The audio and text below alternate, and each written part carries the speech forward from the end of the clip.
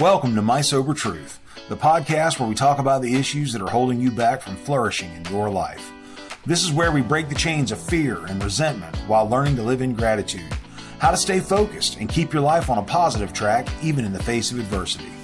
I'm your host, Sean Smith Sr., so grab yourself a cup of coffee and stay tuned as we dig in deep on these tough issues and we try to help you find your sober truth.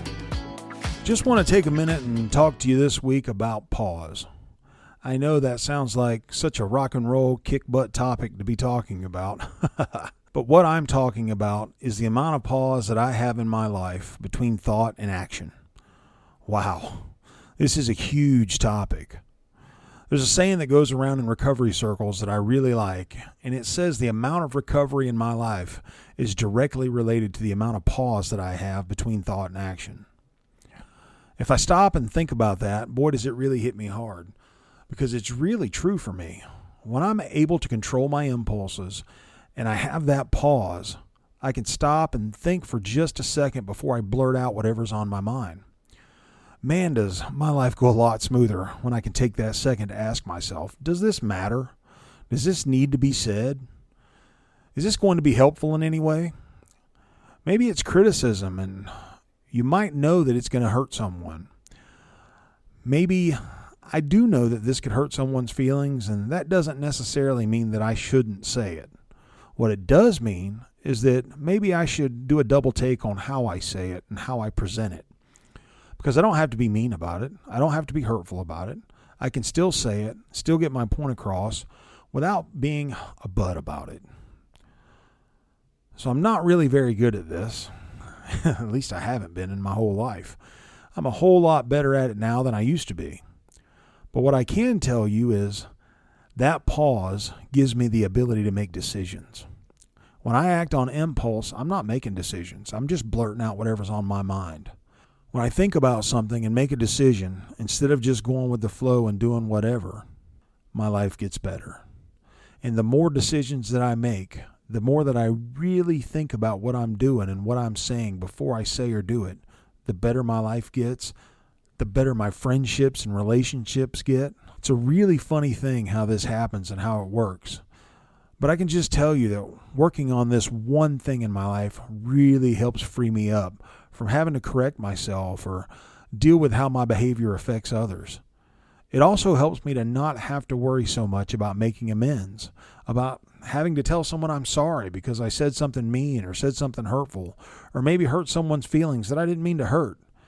I hear a lot of people talking about feelings and how everyone gets their feelings hurt these days and people need a thicker skin. Well, I consider myself a communicator. I take a lot of pride in my communication skills. Truth is, if I say something in a way that gets under someone's skin, they shut down. They're not listening to me. I'm not being a very effective communicator. I may have said it the best way that I know how. That doesn't make me an effective communicator. That makes me a person who knows what they're talking about. I want people to know what I'm saying. I want people to not only understand what I'm saying, I want them to understand how I mean it. Sometimes people might get their feelings hurt, and there's not a lot of way around that. There are times in life when you just can't help that because something needs to be said and you have to say it. That doesn't mean I have to say it in the worst way possible, though. I can take a breath. I can take a pause. I can hold on just a minute and maybe think about how to say this in the best way possible. That's what helps my life get better quickly. Those are the things that make me a more effective communicator. Like I said, I don't always get it right. Sometimes I do get mad and blurt out the wrong thing or hurt somebody's feelings. But I don't want to do that, and that's not the way forward for me in my life. That's not how I want to proceed. How I want to move forward is with being an effective communicator. I want people to know what I mean. I want people to take it to heart. You know, sometimes I laugh and joke around. Obviously, everything I say is not meant to be taken seriously. But I don't want to hurt someone's feelings unnecessarily.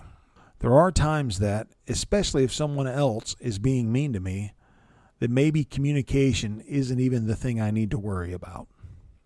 Maybe if someone's being a butt to me, maybe the best thing I can do is stop, take that pause, and just remove myself from the situation. But once again, there's that pause. It worked. I didn't have to engage. I didn't have to let my feelings be known and make sure that I was heard. Funny thing is that I've always had this big ego, and that big ego always told me that I needed to be heard, and I needed to make sure people knew me and knew what I was talking about.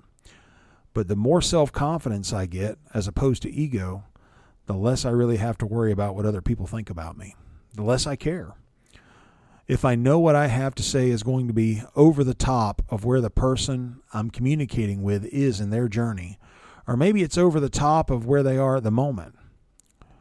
If I know they're not going to take it well, if I've already paused and assessed the situation, and it's going to be a fight or an argument on my hands, there's no way to win. I mean, I might not lose, but if there's no positive outcome to me saying or doing what I'm doing, and I don't believe that person is in the headspace to effectively hear what I'm trying to communicate, then why do it?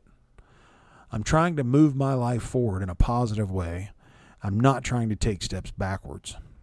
I'm not trying to put a monkey wrench in my program. I'm trying to move ahead. I'm trying to get things going better than where they are today. My goal is to be the best man that I can be. I'm always going to fall a little bit short somewhere every day, but I can try and do the best that I can. And I can try to be a little bit better than I was yesterday. I've had this 50 plus years of experience in my life to work with, and I can take that experience, I can use that experience and just try to be a little bit better than yesterday. That's really what I have going on, and really, it's really how I love living my life. It has become a great way to live for me. I just keep going back to that communication thing. I get to make choices when I use my pause button. When I use that minute, that second, that moment to stop and think and then make a decision instead of just running off at the mouth or taking an action that I'm going to be sorry I took. I don't want to do that. That's not the life that I want to lead.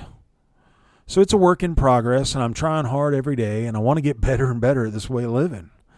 I can tell you this, and this will be huge in subsequent podcasts. But that amount of spirituality in my life, the amount that I'm relying on my higher power to help guide me through my life, is directly relatable to that pause that I'm able to take in the moment. So there's more to come on that topic for sure.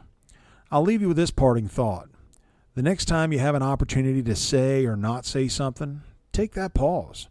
Take that pause and think for just a second before you do it and see how that works out for you. Just give it a try. Can't hurt anything, right? Give it a shot. So I hope you all have a great day today, and I hope you have a great day every day until we meet again. Thanks, everyone. Love you.